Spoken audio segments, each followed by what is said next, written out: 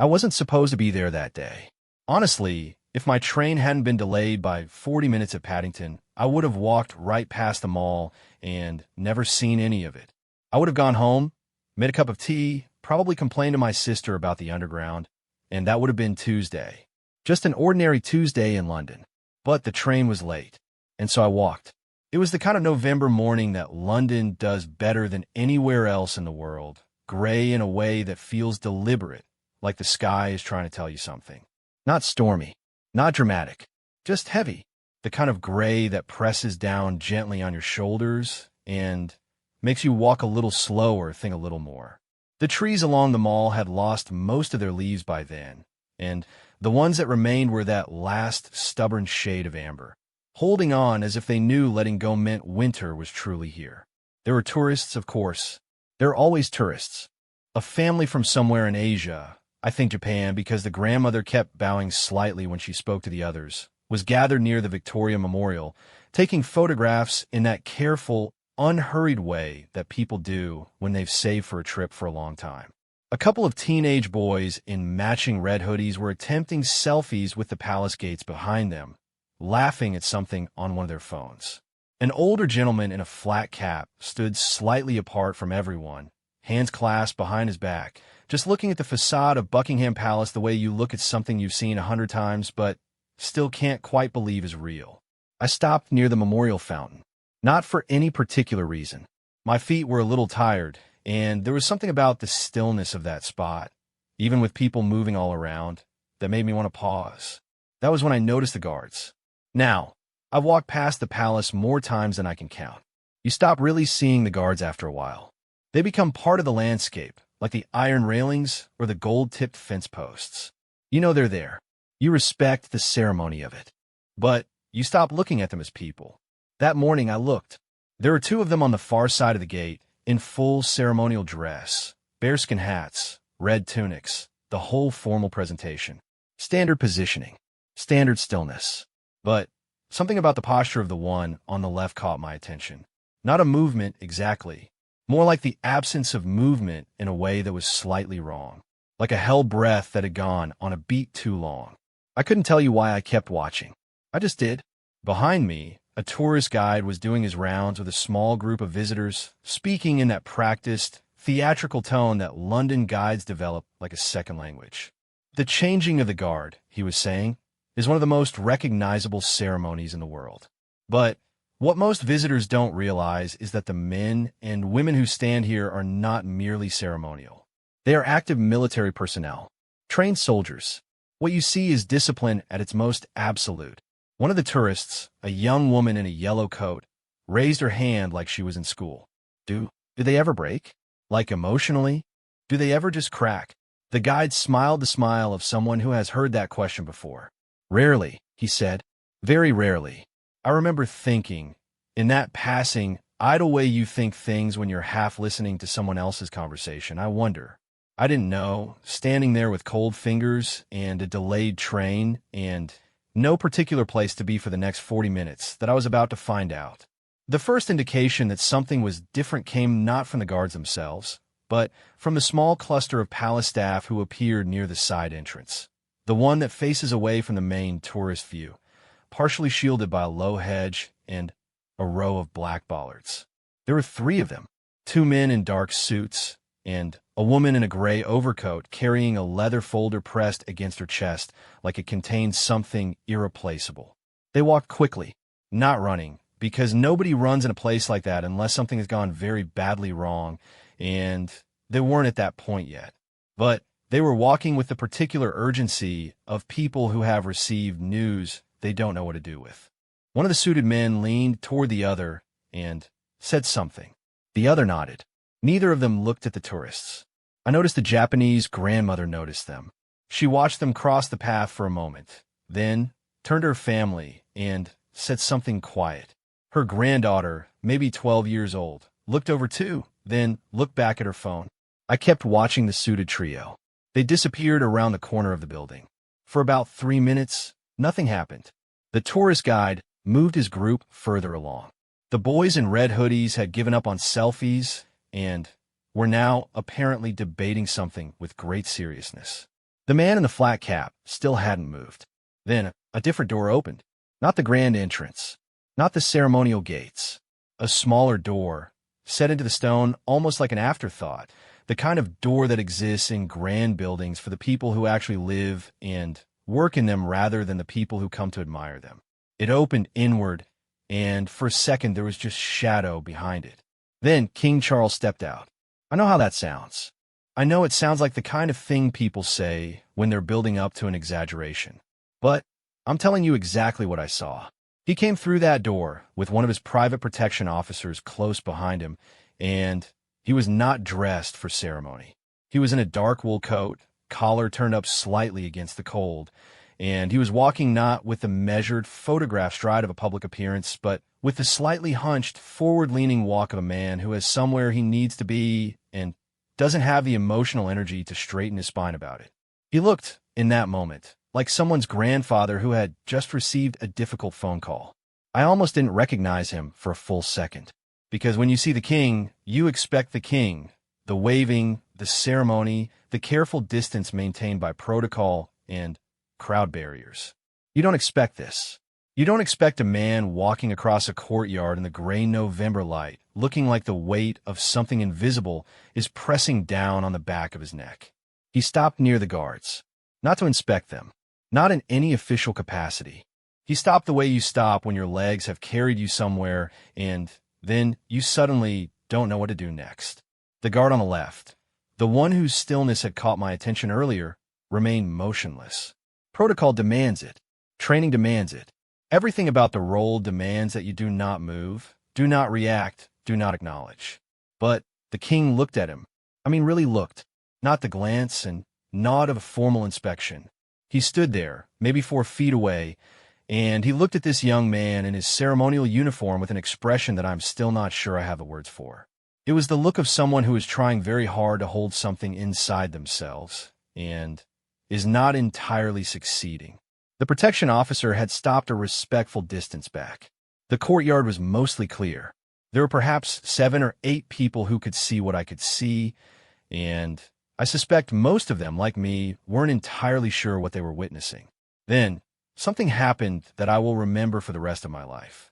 The king's jaw moved. Not speaking, just that small, involuntary clench that a face makes when emotion is being physically suppressed.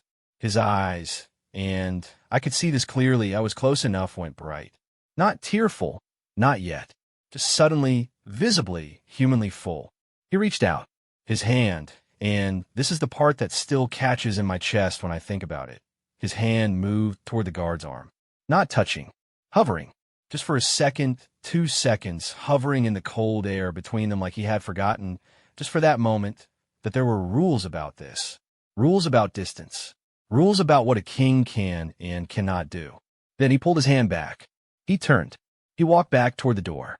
His protection officer moved with him. The door closed. The guard on the left remained perfectly still. But his eyes, I watched, and I can tell you his eyes were closed for just a moment longer than a blink. One long, controlled breath. The man in the flat cap, who had been watching all of this with his hands still clasped behind his back, turned to me. We were strangers. We had not spoken. But he looked at me with the expression of someone who needs to acknowledge what they've just witnessed to feel certain it was real. Extraordinary, he said quietly. I nodded. I didn't have anything better than that. Later, I would learn what had been happening inside that palace. Later, it would start to make sense in the way that terrible things do, slowly, in pieces, each piece arriving like a sentence you'd rather not finish. But standing there in the cold that Tuesday morning, I didn't know any of it yet. All I had was what I'd seen. A king, a guard, a hand that reached and then pulled back, and the particular heavy silence of a November sky that seemed, just then, to have been listening. There's a moment in grief, and I've been through my own enough to know this, where you forget, briefly, what role you're supposed to be playing, where the position you hold, and the person you're underneath that come unstuck from each other, where something real pushes through. I think that's what I saw. I think that for about 60 seconds in a gray London courtyard, the King of England forgot that he was the King of England. And what was left was just a man who was hurting, and A young soldier who could not, by every rule he had sworn to uphold, do anything about it at M. My name is Daniel. I serve in the household division for 6 years. I'm not going to give my regiment, and I'm not going to give my surname, because even now, even retired, even 3 years out, there are things you carry with you that don't belong entirely to you. Loyalties that don't expire the day you hand in your uniform. So it's just Daniel. That's enough. I was not one of the guards standing at the front gate that November morning. I want to be clear about that. I was inside. I was part of a smaller, internal ceremonial unit that was positioned that day near the bow room corridor, which, if you're not familiar with the palace layout, is one of those long, painting-lined hallways that connects the more formal staterooms to the private areas of the building. We were there for a scheduled internal review. Nothing dramatic. Uniforms, posture, protocol check. Standard. Except nothing about that day turned out to be standard. The atmosphere inside the palace that morning was the kind you can feel before you can explain it. I've tried to describe it to people since, to my wife, to my brother who also served, and the best I can manage is this. It felt like the air pressure had changed. Not literally, obviously, but emotionally, if that makes any sense. The staff who passed us in the corridor were moving differently. Quietly, eyes down, or eyes slightly too carefully forward, the way people look when they're trying not to show that they know something. A senior aide walked past our unit at approximately 9:40 in the morning. I don't know her name, but I'd seen her before.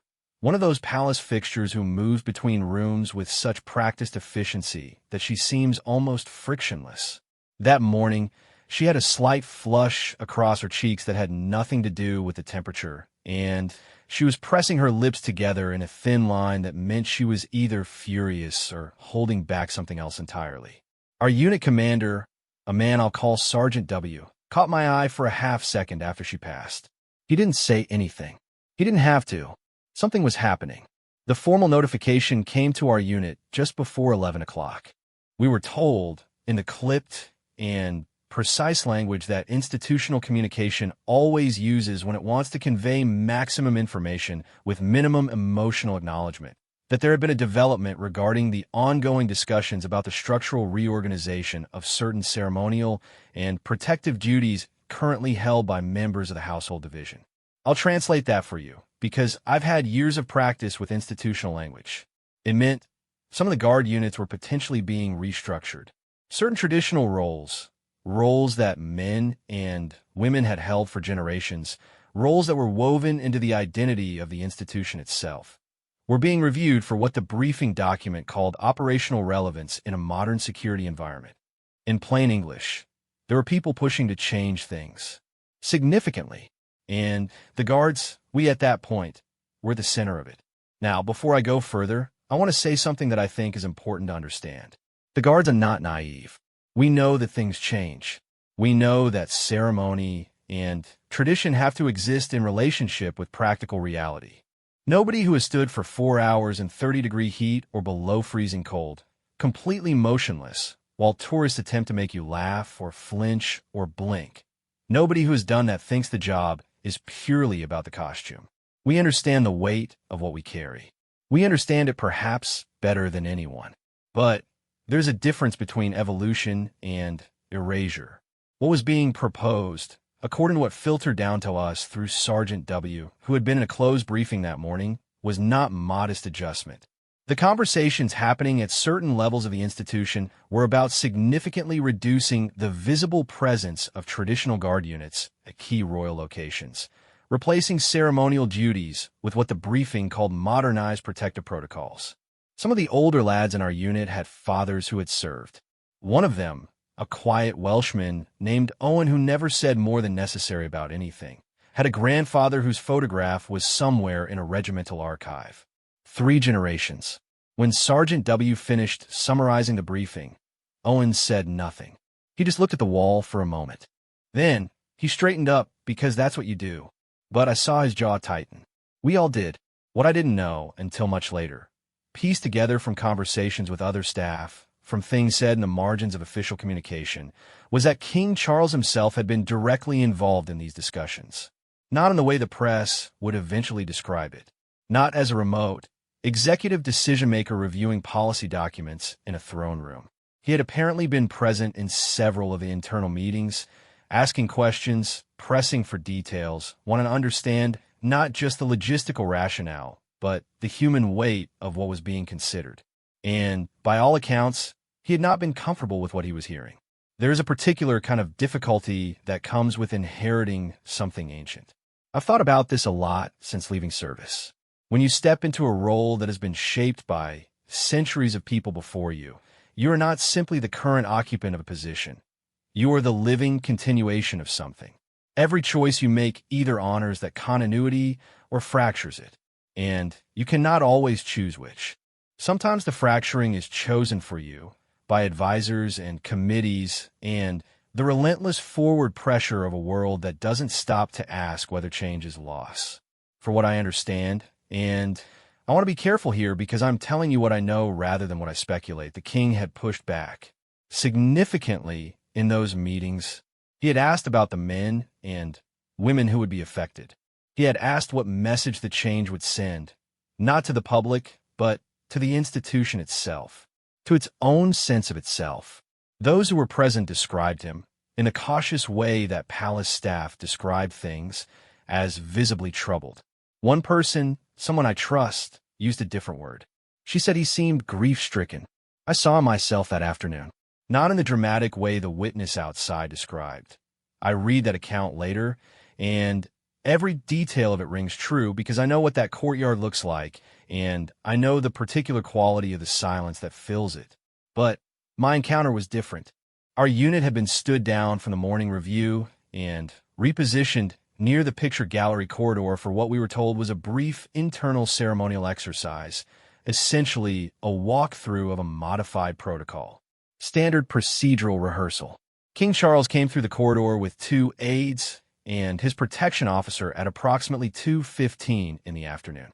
He stopped when he saw us, not with surprise. He knew we were there. Of course he did. Nothing happens in that building without the king's household being informed. He stopped with intention. He stopped because he wanted to. He walked toward us, and the aide stayed back without being asked. He moved along the line slowly, not inspecting. His eyes weren't moving in that assessment pattern of an inspection. He was seeing us. There's a difference that's hard to articulate, but completely unmistakable when you experience it. An inspection is about the uniform. What he was doing was about the person inside it. He stopped in front of Owen. I don't know what passed between them in terms of recognition. I don't know if the king had any sense of Owen's history, his family's history. What I know is that he stood in front of this quiet Welshman who had heard that morning that the thing his grandfather had given his life to might be reduced to an administrative footnote, and he looked at him for what felt like a very long time.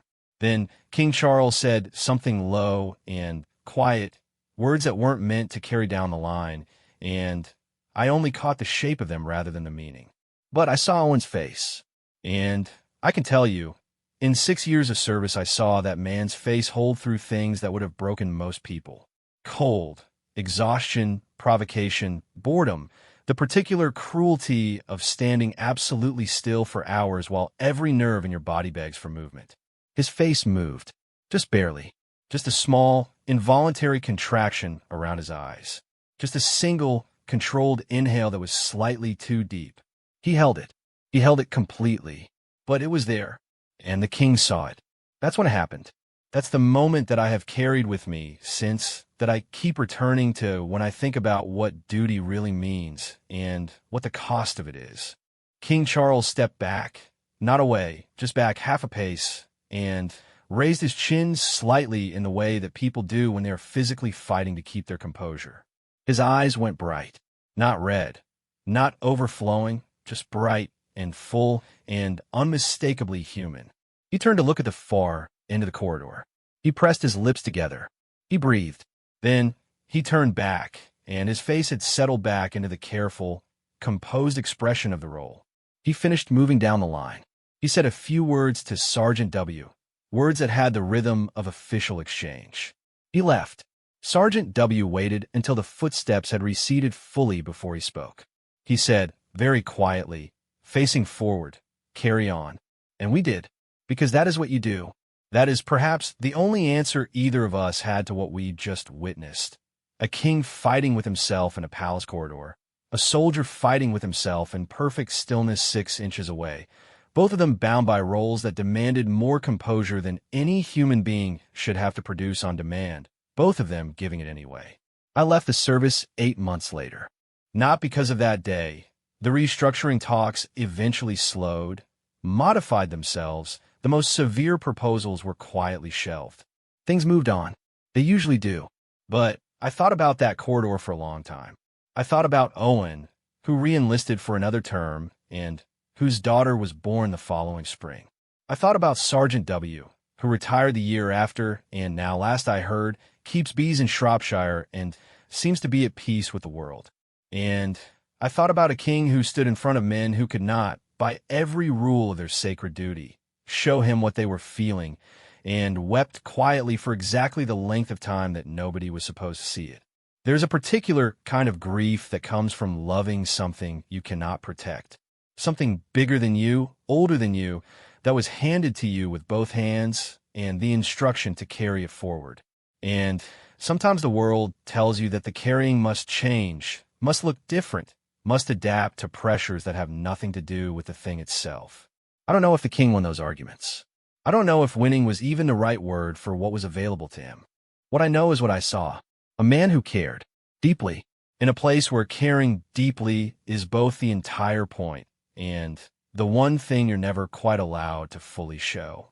My grandmother used to say that the truest things in life happen in the spaces between the official version. She meant about families, mostly, about the gap between what you tell people at Christmas dinner and what actually happened the night before. But I've been thinking about her saying a lot lately, especially since I started working as a translator attached to a visiting diplomatic delegation that had business at Clarence House last autumn. I'm not going to explain the full nature of my work, because that would identify me more specifically than I'm comfortable with. What I will say is that my role required me to be present in certain rooms during certain conversations, and also to wait in certain corridors during certain other conversations, and that the waiting, the invisible, professionally silent waiting of someone whose job it is to translate words, but who is not otherwise supposed to exist, gave me access to things that were never intended to be witnessed by an outsider. The delegation I was working with had interests that touched, among other things, on the ceremonial structures of the British monarchy and their potential adjustment in the context of various bilateral arrangements. I know that sounds deliberately vague, but the important thing for the purposes of this account is simply that we were there and that the conversations happening around and adjacent to our formal meetings involve people who are deeply, actively, and in some cases passionately engaged with questions about the future of the Royal Guard structure. What I observed over 3 days in that building, and what I want to try to describe faithfully here, was a quiet war. Not with weapons, not even with raised voices mostly, but a war nonetheless. The first day was procedural. Introductions, formalities, the careful diplomatic choreography of establishing what everyone's position was before anyone committed to anything. The rooms we met in were the kind of rooms that make you automatically straighten your posture.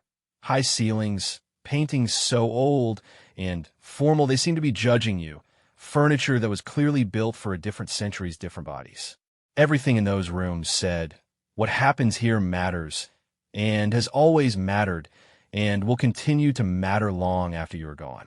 During a break between sessions, I was waiting in a small anteroom off one of the main corridors when I overheard a conversation that I was clearly not meant to hear. 2 senior members of a household advisory body, I won't describe them further, were speaking in the low, clipped tones of people accustomed to having important conversations in public spaces by keeping their volume precisely calibrated. They were discussing what one of them called the question of the Guard commitment in the context of upcoming reviews, and the other was expressing, with the careful language of institutional frustration, that certain proposals had been encountering resistance at the highest level. He won't simply accept the operational rationale, the first one said. He never does, said the second. Not when it involves the regiment. It's not a question of sentiment. A pause. Then, to him it is. Another pause, longer. That's the difficulty. They moved away. I stood in the anteroom with my notepad and my water glass and the particular alertness of someone who has just heard something they're going to be thinking about for a long time. To him it is. That sentence stayed with me through the rest of the afternoon session, through dinner at our hotel, through a night of mediocre sleep and early waking. Because embedded in those 4 words was an entire story, an entire structure of conflict. On one side, operational rationale, modern requirements, the unsentimental arithmetic of institutional reform. On the other, a man who felt something. And the implication was that the feeling was a problem. The second day was when I saw the king. He was not part of our formal delegation meetings. Our interactions were with household staff and senior advisors, not the monarch himself. But Clarence House is a working royal residence, not a museum, and the people who live there continue living there around the edges of whatever diplomatic business is being conducted in the formal rooms. I saw him in the morning, crossing from one section of the building to another through a corridor that our group was being walked through. He was with a single aide and moving with the purposeful but unhurried pace of someone navigating their own home. He glanced at our group with the practiced, pleasant acknowledgement of a man who has spent a lifetime encountering strangers in his own space. A nod, a brief, formal smile, and then he saw what was tucked under our lead delegate's arm. I need to explain this without being too specific, so bear with me.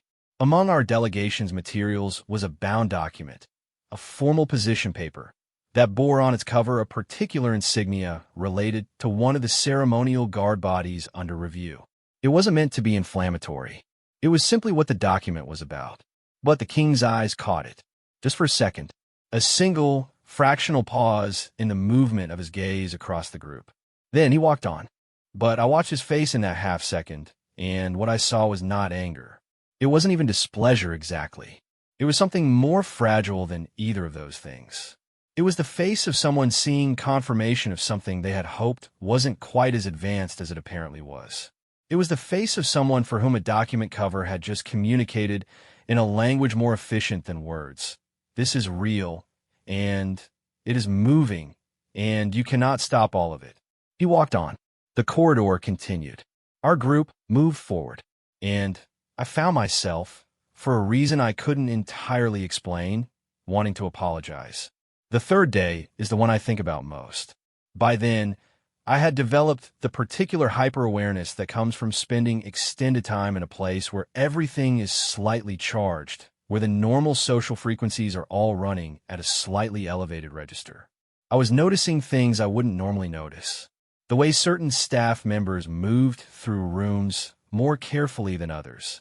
The particular quality of silence in the intervals between scheduled activities. The way the formal rooms seemed to hold the residue of conversations long after the conversations had ended. Our afternoon session ran slightly long, and there was a period of perhaps 20 minutes where the formal business had concluded, but the logistical business of departure, cars, documents, final courtesies, had not yet resolved itself. I was standing near a window in one of the less formal sitting rooms, looking out at the garden, doing what translators do when there's nothing to translate, existing quietly and watching the world. The door behind me opened. I turned instinctively, the way you do, and then stopped myself from turning fully back because I realized immediately from the quality of the footsteps and the presence that entered the room that this was not intended as a shared space.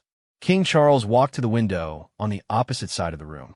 He hadn't seen me, or if he had decided in that instant to continue without acknowledging it, which amounted to the same thing in practical terms. He stood at the window with his back to the room, looking out at the garden, and for a long moment he was entirely still.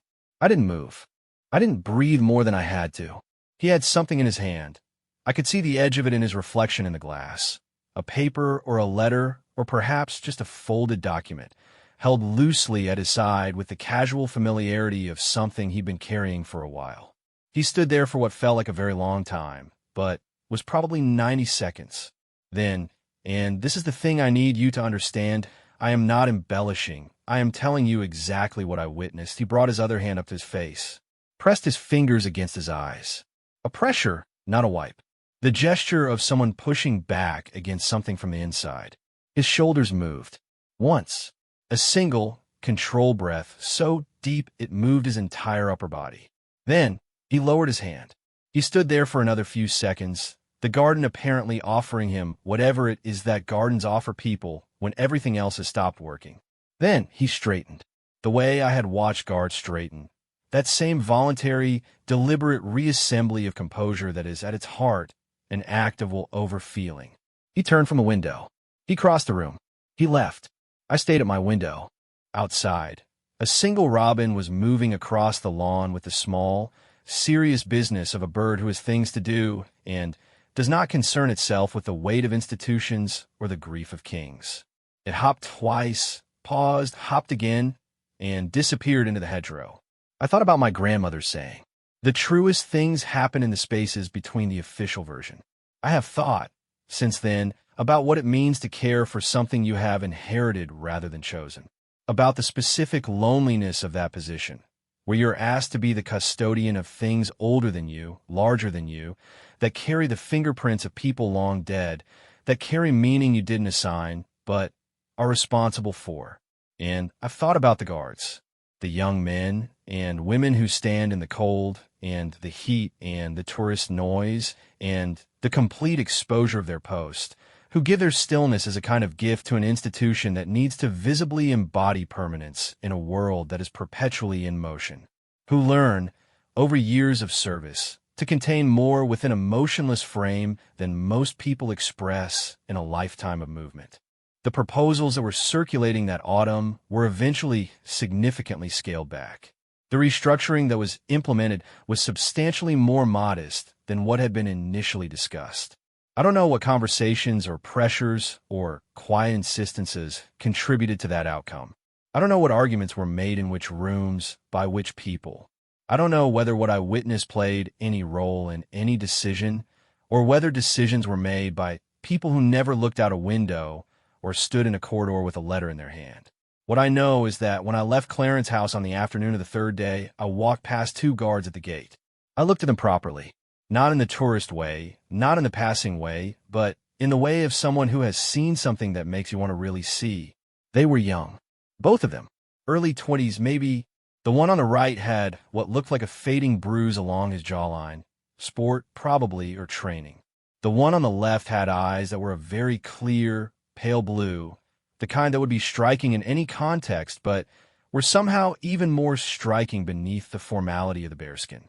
They were completely, perfectly still, and they would remain completely, perfectly still for the duration of their post, regardless of what was decided about their futures in rooms they would never enter by people whose names they might never know. That, I thought, is a particular kind of courage, not the dramatic kind, not the kind that gets recorded and celebrated and put on regimental walls, the quiet kind, the daily kind, the kind that doesn't ask for acknowledgement because it was never about acknowledgement to begin with. I have no way of knowing if King Charles won his battle for the tradition he loves. I have no way of knowing if the compromises made were satisfying to anyone, or if satisfying was ever the available outcome. What I believe, and I say believe with full awareness that belief is not knowledge, that I am one person who saw fragments of a larger story from a particular and partial angle, is that the King of England stood at a window in November and wept for something he could not fully protect, that he felt the weight of inheritance not as privilege, but as responsibility, and that the responsibility was in that moment heavier than he could hold without showing it, and that the guards at the gate, those still, solemn, extraordinary young people, would have stood there regardless, would have gone on standing, would have held the line with their bodies and their silence and their trained, disciplined, deeply human hearts. There is something about a person who holds their post, even when holding it costs them something, even when the institution they serve is uncertain of its own future, even when the person who gave them their commission is fighting quietly in an anteroom somewhere with eyes pressed behind their hand. There is something in that, I think, that is older than any particular king or regiment or document, something that endures, something that deserves to. I returned home to a city that doesn't have ceremonial guards or ancient palaces, or corridors full of painted ancestors keeping silent score. I returned to my ordinary apartment and my ordinary work and my sister's messages about what we're doing for Christmas. But I kept thinking about it. I kept thinking about the robin in the garden, about how it didn't know and didn't need to know and kept moving anyway, about how sometimes that's the only wisdom available. Keep moving. Hold the line. Stay. Because in the end, what we protect is not the building or the ceremony or the document with the insignia on the cover. What we protect is the idea that some things, some commitments, some forms of love, some kinds of standing still, are worth the cost of holding. And a king who weeps for that quietly at a window with no one supposed to be watching, that king understands something true.